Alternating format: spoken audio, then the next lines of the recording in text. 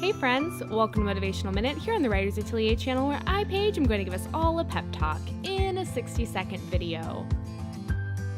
Sometimes being a writer can feel like you are tending a crazy, overgrown garden.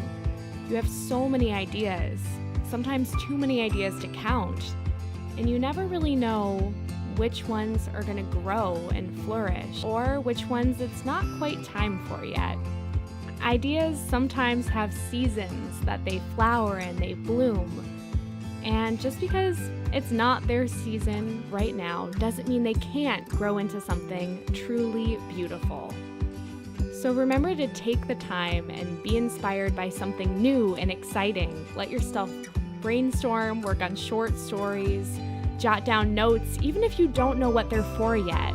Allow yourself to be creative and explore. Even if you don't know what you're planting yet in this garden of inspiration, a lot of the fun might come from watching it grow. Subscribe for more motivation and inspiration. Check out the links below, and I'll see you next time. Bye!